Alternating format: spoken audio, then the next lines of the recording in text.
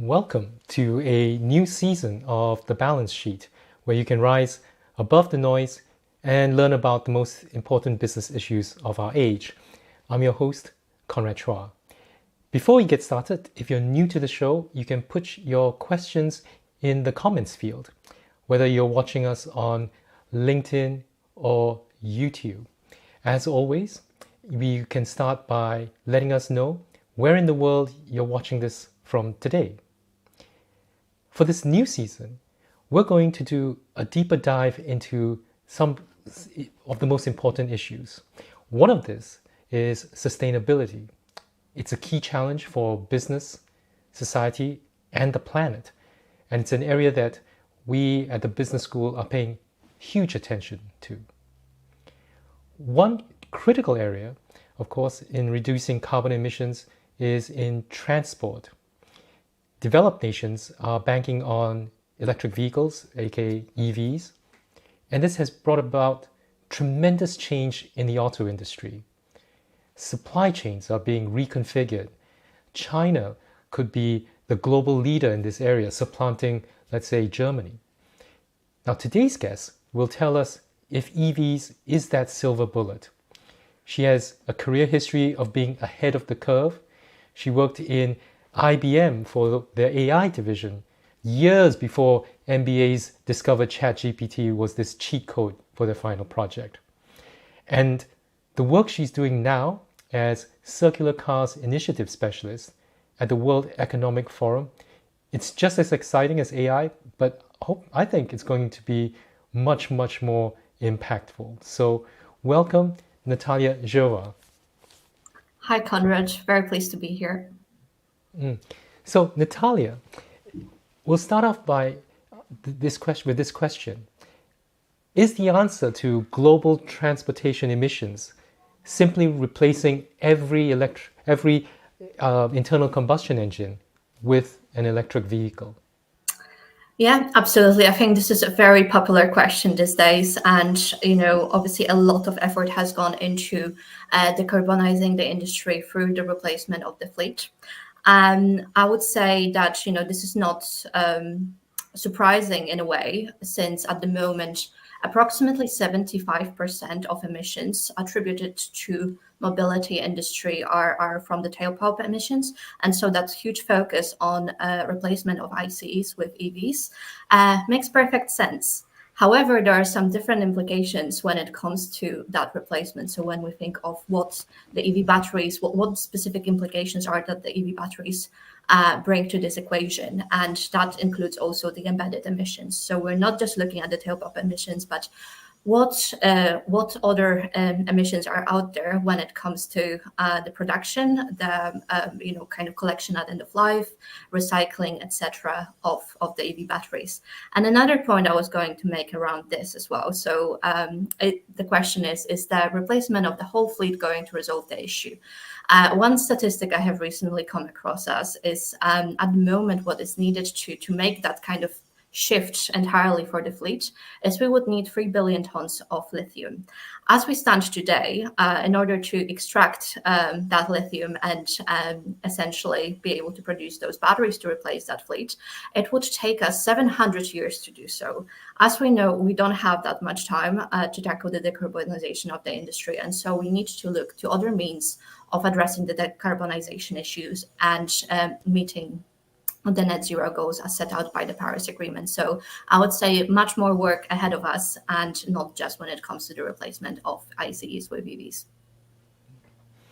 Great. So that's just staggering, the amount of new materials that we need in an EV.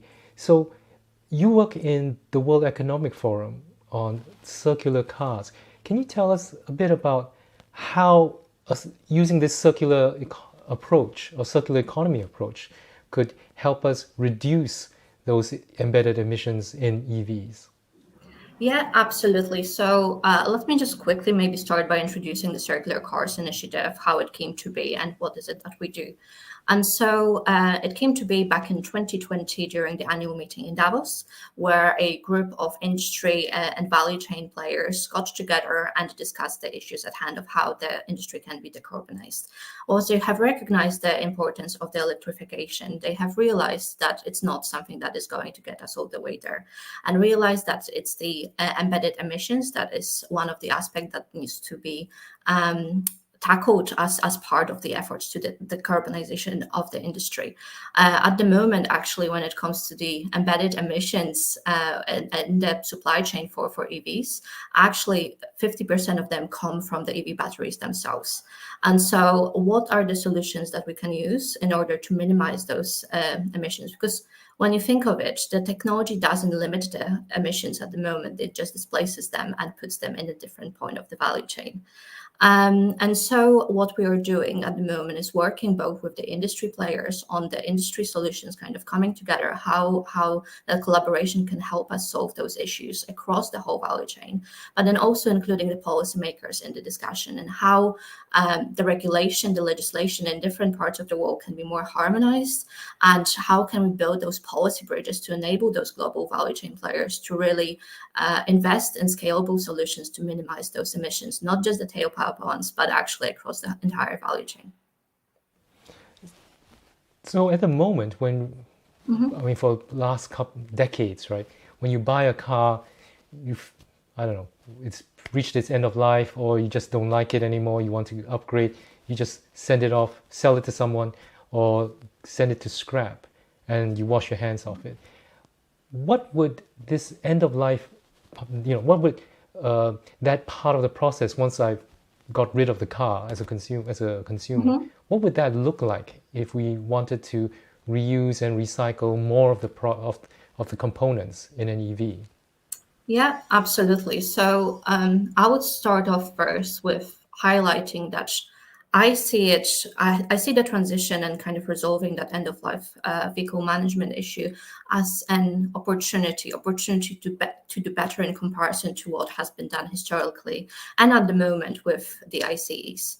And so first of all, highlighting that when it comes to the EVs, EV batteries production and generally EVs, this is a much more resource intensive process. So the current estimate by the International Energy Agency is that it takes approximately 6 times as many minerals to produce an EV than historically with the ICE. And so we are moving from that kind of fuel intensive system to a resource mineral intensive system.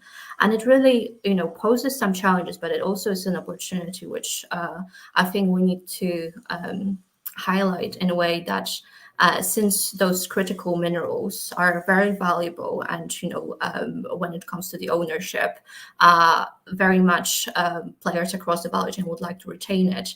It's our opportunity to look at how we can design better systems, better business models, where the responsibility for taking care of the battery across the life cycle, including the end of life, it's not just by regulation placed, for instance, with the producer, but there is that economic incentive to actually retain the ownership of that asset.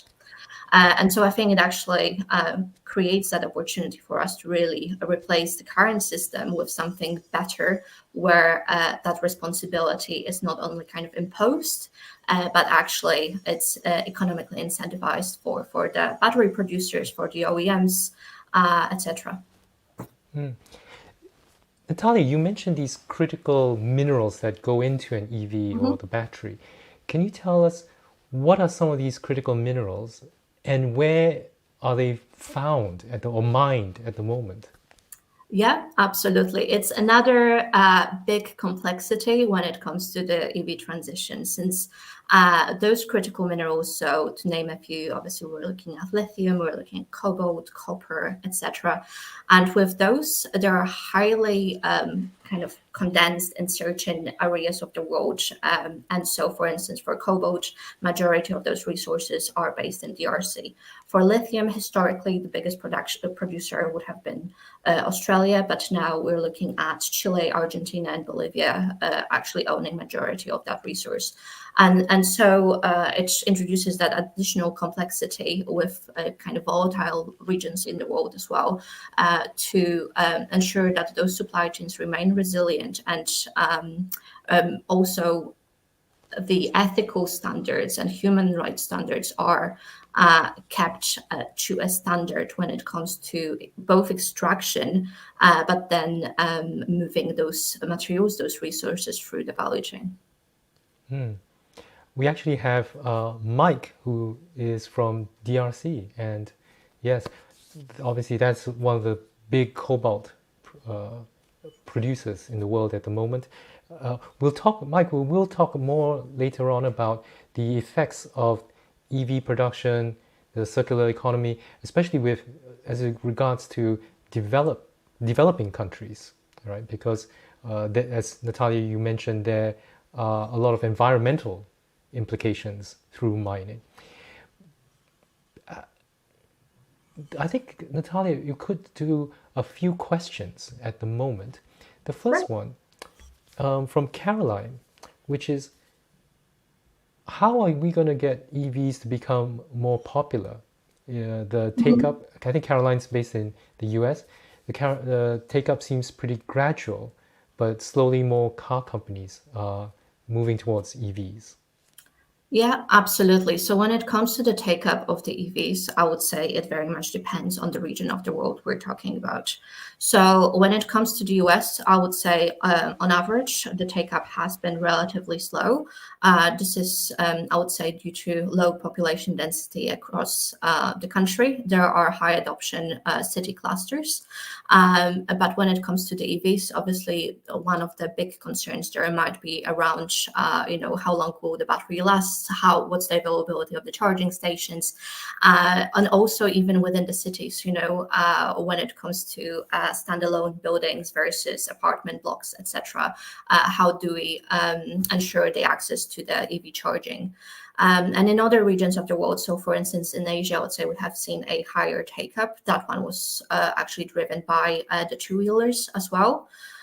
So yeah, very much dependent on the region and what's the art of the possible with both the charging, but then also with the affordability. Since when it comes to the EV batteries, obviously the cost is higher than currently with the ICs. In fact, it is the battery itself that is driving up that cost. So the battery at the moment constitutes approximately from 30 to 57% of the EV price. So should we be making the EV battery itself more affordable, we might be able to increase that take up across the board. Great. We have like a couple of a question and a comment actually about something that's someone hopes would replace EVs, which is hydrogen. So Hardik asks, what about building a hydrogen-centric network?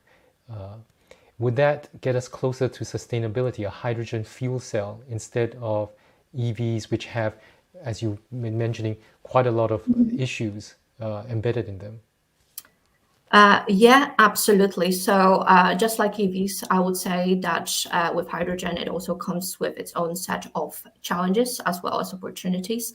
So again, I would refer back to, looking at particular regions of the world, and then also coming back to the embedded emissions and when it comes to the production, because one of the aspects that people don't tend to consider is, how has it been produced in a way? What kind of energy has been used to put it in place?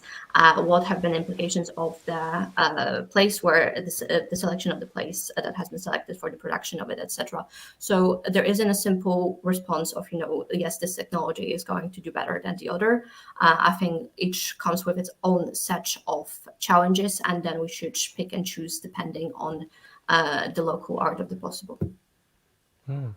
I think Andrew had an answer which, well, his view is hydrogen is not the answer for domestic car use, but it may have a role in freight transport.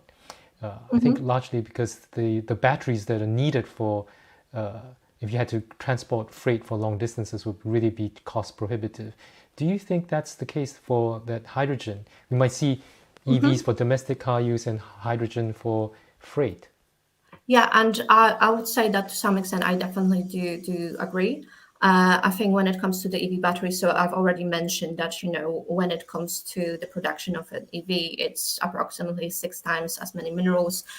Even when you think of larger vehicles such as SUVs, it's up to 3 times as much as 6 times, and so on. So when it comes to the larger vehicles, for sure, there is the question of which battery cell would actually be more sustainable and better for the environment, for sure. And so there might be a division of which technology might make most sense for a take up in a particular vehicle category. And we have someone on LinkedIn asking, as we move towards EVs, is there also a shift towards nearshoring rather than these very long, complex supply chains that we have currently? Would this also reduce emissions in the EV supply chain? Yeah, absolutely. So, in fact, we've done some research around even, at the kind of even end of life battery recycling, right? So, a majority of the cost at the moment comes from the transportation of it. And so, for sure, there has been some incentives already placed in different regions of the world to ensure that nearshoring is going to help us tackle those embedded emissions, which do include the transportation emissions. And so, for instance, when it comes to IRA, there has been an incentive for the kind of more nearshore produced batteries when it comes to the tax incentives offered. So, for sure, there is that trend there already, and it would help tackle at least part of the embedded emissions when it comes to the value chains. You mentioned the IRA, which is the Inflation Reduction Act in the US. The EU has other laws to try to encourage a more sustainable production of EVs as well. And of course, the big new entrant into all this is China, who has used the transition to EVs to leapfrog a lot of the more established auto manufacturers. Do you feel that, I think from China's point of view, a lot of these IRA, the EU law, it would almost seem like it's erecting protectionist trade barriers, just as they're about to gain a foothold on the global stage. Do you agree with that? And what's your view on how all these regulations could or should they be more harmonized? Yeah, absolutely. One of the major work streams the Circular Cars Initiative is currently focusing on is our global policy landscape harmonization work. It goes beyond the EV batteries. So at the moment, we've published the first 2 briefing papers specifically on EV batteries recycling, as well as the EV battery digital product passports. But then we've got more coming around critical minerals, steel, scope-free emissions, etc.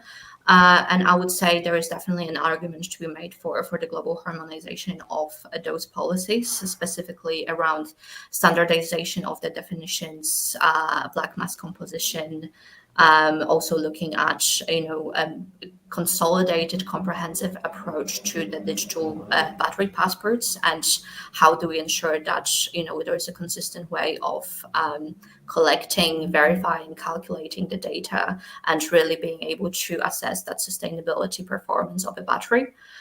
So for sure, I would say there's definitely a need for aiding and allowing the global value chain players to do better when it comes to circularity and sustainability of the EV batteries by using the policies to really enable them to address those needs. And rather than selecting, in some cases, contradictory guidance given or different standards definitions used, it just makes it a lot more complicated. And should we have a more global approach, global standards and definitions, that would for sure make it easier for the value chain players. You mentioned this digital passport for batteries. I mean, what is that, and what's the advantage of having this digital passport? Yeah, absolutely. So the digital passport, so, you can have digital product passport for many different things. At the moment, we're focusing on the EV battery one. And so for that one, it looks at what are the materials that have been used in production of the battery. Where did they come from? What are the parameters of the battery? What's its sustainability, performance, etc. And, at the moment, there are very different standards in different regions of the world. So the EU has introduced its digital battery passport, right? There is some work that's being done in China around the traceability as well, with the introduction of a different digital product passport.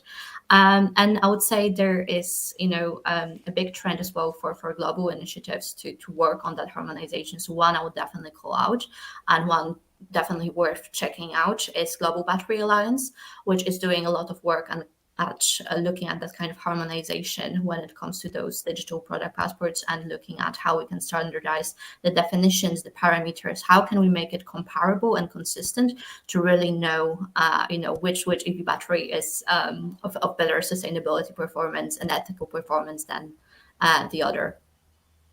And I think someone's posted a link to the Global Battery, globalbattery.org. So thank you so much, Alan. There's a question about, we talk a lot, this whole live stream is about EVs, but Debasis is asking, so what's going to happen to all the petrol or diesel powered vehicles? What's going to happen to them? Are we going to recycle? Are we going to scrap them? Yeah, very good question. So at the moment, I would say, there is a big trend when it comes to exporting them to the developing nations, which poses an issue on its own at the moment, that even without the EV transition complexity added to it, since a lot of those vehicles do not meet, standard safety and environmental standards, in other regions of the world, and in a way contribute to what we call a carbon leakage. So since technically the car has been exported away from one of the regions, it's no longer producing the carbon here, but then it's still out there and still doing that elsewhere, and so that carbon leakage occurs. And with the solutions for that at the moment, I would say again, I don't have a perfect answer of who should that be, who should take up that responsibility, and how can it be done. I would say what plays a big role at the moment and should be done even more is the closer collaboration between the exporting and importing nations, which I know UNEP has been doing a lot of work on, to really not only set those standards in place for the experts, or whether the car should be simply dismantled and recycled to the best of the ability, but then also how do we actually enact those standards? How do we ensure that those standards are being followed? So as I mentioned, UNEP has been doing some work around it, but for sure more work needs to be done in the coming years. And of course, there's a very strong ethical issue here, because the developed nations are using EVs to reduce emissions, reduce particulate emissions from cars. But these old cars that wouldn't be probably not even legal to drive anymore in developed nations are being exported to Africa, where large places like Africa, where it's the minerals, they're producing the minerals that power the EVs, isn't it? So there is this moral and ethical standpoint of how can we help the developing countries clean up, have a much more sustainable transportation solution as well. Yeah, absolutely. And there's already, kind of work being done. So as I mentioned, closer collaboration of the exporting importing countries. There are some countries in Africa, for instance, that have completely banned the imports of used vehicles. But when it comes to the EV transition and kind of, the minerals, I would say, yes, absolutely. For instance, a lot of cobalt, majority of cobalt comes from DRC, comes from Africa, and how do we actually ensure that the local economies are benefiting and the local communities are benefiting from having those resources, extracting them, rather than just losing the ownership straight away to the developing nations and not really benefiting from the tremendous mineral resources that they've got in place. So there's for sure a lot to be done around so-called homegrown solutions, right? So how can we ensure that it is not just extraction and then export that happens? How can we, for instance, increase the ability for refining those resources and retaining part of that economic incentive in those exporting nations as well? And aside from that, obviously the huge environmental, biodiversity, and human rights implications that come with the extraction. How do we ensure that real standards are being followed without impacting the local communities in a way that they are impacted today, and also their local biodiversity? I think you touch on the first question that Idam has, which was how can various stakeholders, including governments, manufacturers, collaborate to develop and implement stringent standards for ethical mining. Did you have anything else you wanted to add on this issue of standards for mining? Yeah, I think for standards for mining, I would add better auditing, more focus on how do we avoid the issues when it comes to the artisanal mining operations, and generally how do we keep closer watch on ensuring that the standards are being followed. I've come across at conference just last week an author, Siddharth Kara, the author of Cobalt Red. So definitely recommend that book in terms of learning a little bit more about not just setting those standards, but actually how does it look like on the ground, and what more can be done truly ensure we are addressing those environmental, biodiversity, and local communities implications. And Idam's second question was, what's innovation is happening in the creation of alternative battery technologies that are less reliant on scarce resources? Yeah, absolutely. So I think, just in the conversation we were having before the podcast started, Konrad, I've mentioned, for instance, the company called Redwood Materials based out of the US. So I would say, Natalia, could you repeat that company again? Redwood Materials based in the US. So what they're looking at the moment is new creative technologies on how to increase the rate of resource extraction from the batteries being recycled, etc. And so I think what they're looking at is being able to extract enough lithium to produce 1 million batteries by 2025. Etc. And so it's looking at technologies that are going to allow us to produce more with less, and then also increase that kind of recycled content in the new batteries produced. And then one other aspect that we haven't really covered yet, I would say that there shouldn't be, and there isn't at the moment as well, because there are other players looking at different solutions. We shouldn't just focus purely on recyclability, right? So recycling is a kind of last step in the process.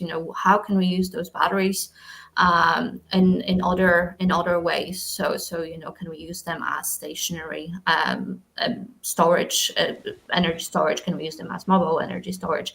What are the other business models where we can really utilize them as still valuable resources? Can we reuse them in other EVs, etc.?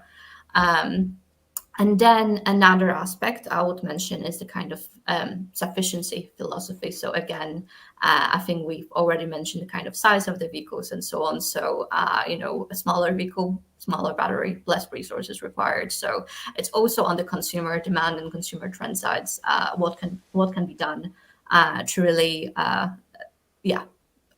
follow that sufficiency philosophy? Let's go with that. Gorakinda asked, it seems like the critical bottleneck in the supply chain is really the minerals, right, for the batteries. So why hasn't EV makers done vertical integration? So buy a mining company or mining Yeah. licenses. So I would say that vertical integration is actually one of the major trends. So there is a lot of work being done by the battery producers, refineries, and so on, to ensure that they're owning their supply chain. So that vertical integration for sure is a trend. Another trend, I would say, in a way, vertical integration wise, is also setting up a lot of joint ventures. So, be it mining companies with battery producers with the OEMs, etc., looking at kind of consolidating that supply chain and making it more resilient for themselves. So, yeah, there is definitely that trend already. So you mentioned that OEMs are partnering with the mining companies. Is that what you're saying, or forming some kind of partnerships? Yeah, so there's been a lot recently, the battery factories, recycling sites, etc., being set up, which are usually, in collaboration with others. So there's been a few of them set up in Europe, a few in the US. They're not, purely OEM action. There is usually some joint venture there between OEM and battery producer, etc., and also, with the mining companies themselves as well, looking at how to ensure that resiliency of the supply chain. And I guess it's not just when you say mining, is it just the process of getting the mineral out of the ground, but there's also the refining process, isn't it? Yeah. And that can really be one area where OEMs partner, because if they are doing the recycling of a material, putting it and working with the refiners. Yeah, absolutely. So a lot happening in the space already, with different players joining forces to really use the kind of knowledge already existing and how to do that. So I think one of the more recent one, there was Glencore setting up one of those. There was Volkswagen. So a few of them popping up across Europe as well as the US, and obviously in China, ahead of the curve when it comes to setting those up as well. Related to this discussion, Nick asked, what are the biggest risks facing the global supply chain of EV batteries today? Biggest risks facing the global supply chain of EV batteries today. Right. So I would say, well, first of all, from the critical minerals perspective, right? So we have mentioned that they're not abundant. They are very much available in just a few places around the world. So very much depending on some of those exporters, and their ability to continue providing those. And then I would say, yeah, I think it's mostly around that at the moment, and the kind of standards around it as well being introduced, and ability to collaborate internationally on that too. God, I think there's lots of questions sort of coming in, but Sure.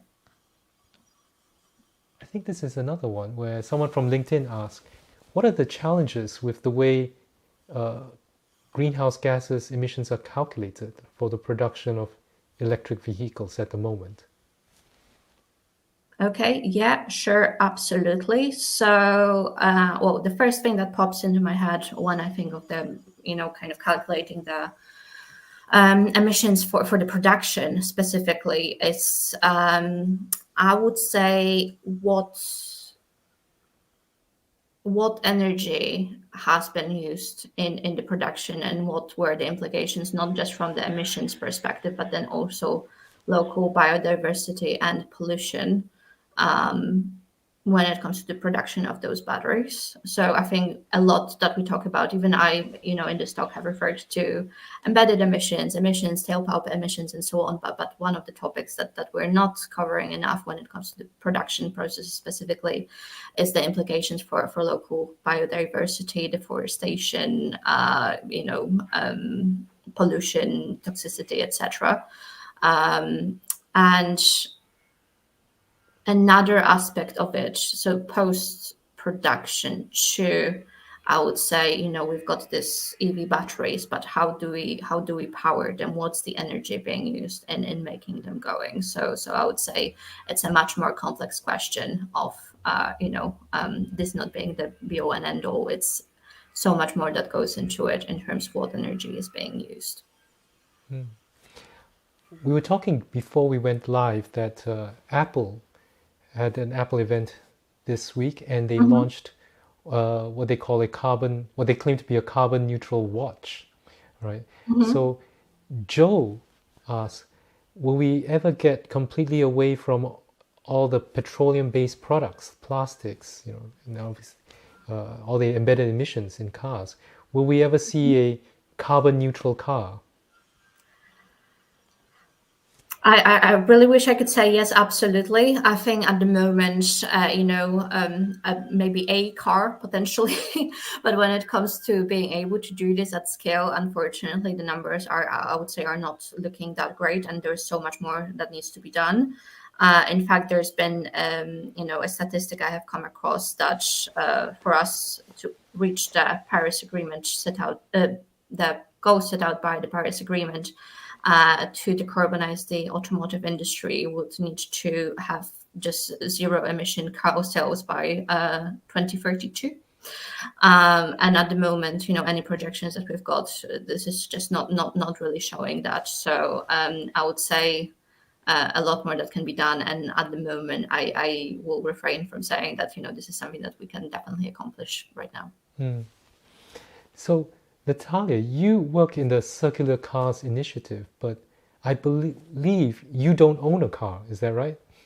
Yeah, I do not own a car. I'm actually, one of the lucky people that live in a place with very good public transportation systems, and then also beautiful surroundings. So basically just walking or cycling most of the time that I can, which I know that not everybody is as privileged. But yes, in my case, owning a car just doesn't really make sense.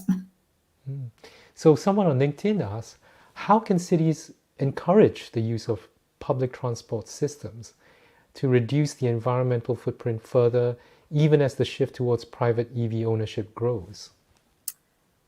Yeah, absolutely. And I think this is my favorite aspect when it comes to circularity, and the automotive industry, and generally transport and mobility needs. So I would say that, we don't really have car needs. We've got mobility needs. And if we can address them in any other way than just each of us owning a car, this is probably the way forward, since it's again the sufficiency philosophy, and what is it actually needed to address our needs.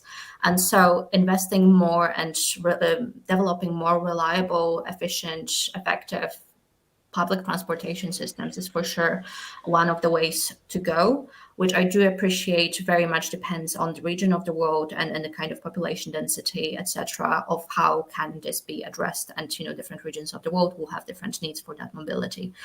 I would say, when it comes to cities, there's a lot to be said about designing them with the kind of mobility needs in mind, and how they can be addressed by other means than purely car ownership. And so, increasing that reliability, accessibility of different public transportation modes, but then also looking at, how can we potentially, convince the society that for shorter distances we might prefer to cycle, walk, or use other means of getting ourselves to different places. So yeah, a lot can be done and should be done. Yeah, and I'm ashamed to say that here in Cambridge, the city had a proposal to impose congestion charging Mhm. on cars so that the revenue could be used to improve public transport, specifically buses. And there was so much opposition that I think they've shelved it. So I think there's still a long way to go, as you say, politically, for people to accept that we need to invest in mobility as a service almost. Mhm. Absolutely. And I could point you to one initiative. So one of the forums, Initiative Global New Mobility Coalition, they've been doing some really interesting work on how to introduce new mobility in cities across the world in different regions using different means of how to do that, be it from the congestion charges, but then also looking at the availability, reliability, accessibility of different transportation modes to the citizens. Yeah. So Saswati talks about various mobility behavioral patterns across the world. So maybe different services depending on the kinds of the terrain or how people use transportation, right? And Andrew says that estimates show that cars are unused most of the time. So we only actually need to use maybe 5% of all cars. So how do we balance that demand and supply, right? Lin Li had a question, which is EVs are booming in China, and there are already some Chinese giants have emerged. Yeah. Do you see that this is going to grow like the way the smartphone industry did? What's the opportunity for a business to really gain that kind of dominance in the new EV market? Okay. I would say yes, there is already a number of giants, I guess, that have emerged within the industry. So for sure, a lot already happening there. I would say that there is still a lot of smaller scale startups, etc., that are entering the stage with quite interesting, innovative solutions. So from their perspective, I would say there's been having interesting technology that addresses the needs of particular OEMs when it comes to their take up of EV batteries and basically transitioning to better, more efficient production of those has been the ones that have been mostly successful at the moment. So, developing technologies that are allowing existing large players to enter the market, or not even enter the market, but take up the bigger share of the market. That's where we've seen quite a bit of success. So I remember the Professor Scott Galloway of Wharton. He has a podcast, and he was talking about how Apple is like a 2 trillion, almost 3 trillion company. Why are they going to VR headsets? They should really go and make an Apple car. Is it really easy for a new entrant to move in to build an EV the same way like Tesla did, for example? I wouldn't say it is easy because, as we've mentioned, there's already happening a lot already happening in this space. But there is a lot more space of how things can be done better and more efficiently, and having the higher resource recovery rates, etc. And I think a lot of the players, the new entrants to the market, have been capitalizing on. So two things is for sure developing the better methods, better technologies, and then looking to collaborate with the large existing players that perhaps maybe not have been slow to enter the transition, but perhaps at the moment could use that additional boost to really keep up with the pace of the EV transition worldwide. And we'll have the last question from Aaron. It's quite a philosophical question, in a way, which is, Aaron says heating, right, makes up a huge percentage of emissions, global energy use. Why do we focus on EVs when should we not focus more energy on how to reduce the emissions from heating? Yeah, absolutely. So I wouldn't say they're mutually exclusive in a way. So obviously there's work being done in both spaces. And in fact, there is some overlap in a way that, I've already mentioned, what are the different means of using those EV batteries at the end of life? Can they be used as the kind of stationary storage, etc.? And, in a way that if they're on-grid solutions, they could help us, retain some of the energy produced during these spikes and so use them, for instance, for heating and so on later on. And so I think there are ways to connect the two topics, and the investments are definitely being made in both areas. Thank you so much, Natalia. You've definitely given us a lot of food for thought before we hand over cash for that sparkling new EV, SUV, or Cybertruck. Thank you so much. Thank you so much. The balance sheet will be back next week. We'll look at another aspect of sustainability. Amelia Tan, Head of Responsible Business Investing at LG Investment Management, will talk about ESG investing. How do asset management firms use their huge financial firepower to influence companies to change? And is that a good or a bad thing? So join us on the 22nd of September, 12:45 p.m. UK time to find out. Till then, thank you so much. Stay safe. See you next time.